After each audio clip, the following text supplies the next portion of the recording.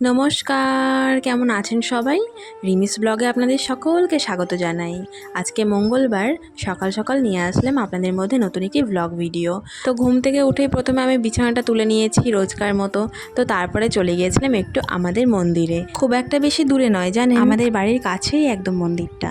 তো চলুন আপনাদেরকেও আজকে মন্দিরটি ঘুরিয়ে দেখাই। আশা রাখছি আপনাদের সকলেরই ভালো লাগবে।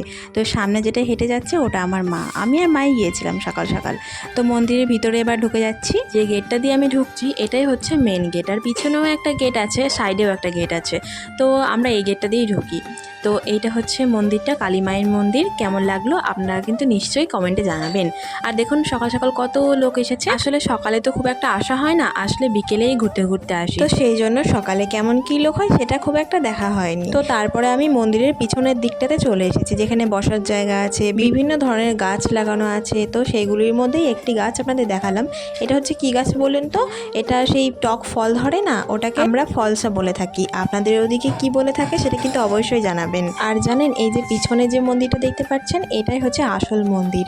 আর যে মূর্তিটা দেখতে পেলেন সামনে যেটা দেখালাম ওটা হচ্ছে পরে স্থাপিত করা হয়েছে। আর এই দিকে দেখুন এই বট গাছের শিকড়গুলো দেখতে পাচ্ছেন, এইগুলো জানেন ছোটোবেলায় কত খেলা করেছি আমরা, দোলনা খেয়েছি, আবার দোলনা খেতে খেতে পড়েও গেছি অনেকবার। আর চারিপাশটা দেখুন কেমন নির্ঝুম, তাই না? সুন্দর বেশ। তো তারপরে আমি আর মা মন্দির টন্দির ঘোরার পর বাড়ি ফিরছিলাম। তো বাড়িটারই এসেই আমি চা করতে বসে পড়েছিলাম। আসলে ঘুম থেকে উঠেই তো চলে গিয়েছিলাম মন্দিরে, সেই জন্য দেরি হয়ে যাবে বলে চাটা আগে বসিয়ে দিয়েছি।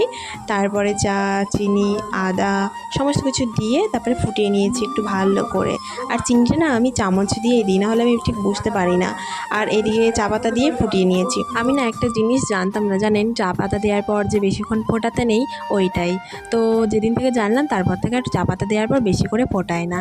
তো এদিকে দেখুন আমি চাটা ঢেলে নিচ্ছিলাম কাপে। আর ঢালতে একটু প্রবলেম হচ্ছিলো, কারণ চাটা তো সবেই নামিয়েছিলাম, একটু গরম ছিল, সেই জন্য হাতে চাকা লেগে যাবে বলে সারাশি দিয়ে আর ঢালিনি। তো একটা হাতা নিয়ে এসে ভালো করে ঢেলে নিয়েছিলাম। তারপরে আমি ছাদে চলে গিয়েছিলাম চা দিতে। আর এদিকে এক কাপ চা বাবার জন্য রেডি করছিলাম। আসলে বাবা তো কাজে বসেছিল সকাল সকাল, সেই জন্য বাবাকে চা আর জলটা একসঙ্গে দিয়ে আসি। তো তারপরে সবার শেষে আমি এক কাপ চা নিয়ে বসে পড়েছি। তো চাটা খাওয়ার পর এইদিকে দেখুন বাইরে কত সুন্দর রোদ উঠেছে, একদম সারা ঘর বাড়ি একদম ঝলমলে করছে রোদে। আর এইদিকে দেখুন সকাল সকাল বাবা বাজার থেকে 2 আটি মতো শাকও নিয়ে চলে এসেছে। এই শাকটা যদিও আমার ভালো লাগে না খুব একটা খেতে, তো শুনেছি বাড়িতে যদি শাক রান্না হয় তো একটু হলেও পাতে নিতে হয়, তো সেই জন্য না খেলে নয় অল্প একটু নিয়ে নিই। আর এইদিকে দেখুন মা মশলা করতে বসে পড়েছে, আর আমি চলে গিয়েছিলাম একটু দোকানে। তাও আবার এত রোদ্রের মধ্যে কি আনতে গিয়েছিলাম জানেন?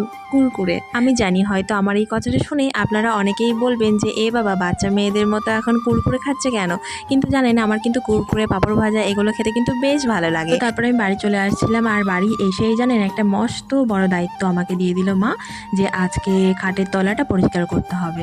তো সেই মতো আমি বসেও পড়েছি পরিষ্কার করতে। প্রথমে সার্ফও একটু ভিজিয়ে নিয়ে ভালো করে সব দিকটা বুলিয়ে নিয়ে তারপরে জলটা পাল্টে নতুন করে মুছে নিয়েছিলাম। যদিও একবার মোছাতে কিছুই হবে না, সার্ফটা সে থেকেই যাবে, সেই জন্য 2-3 বার করে মুছতে হয়েছিল।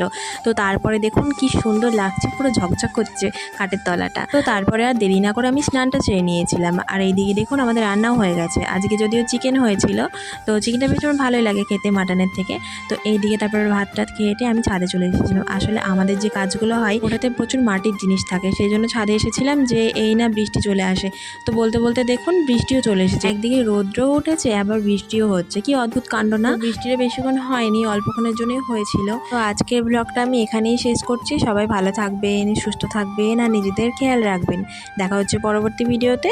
আর আমার ব্লগটি দেখার জন্য সকলকে ধন্যবাদ। যদি ভালো লেগে থাকে তাহলে একটা লাইক করে আমার পাশে থাকবেন। টাটা।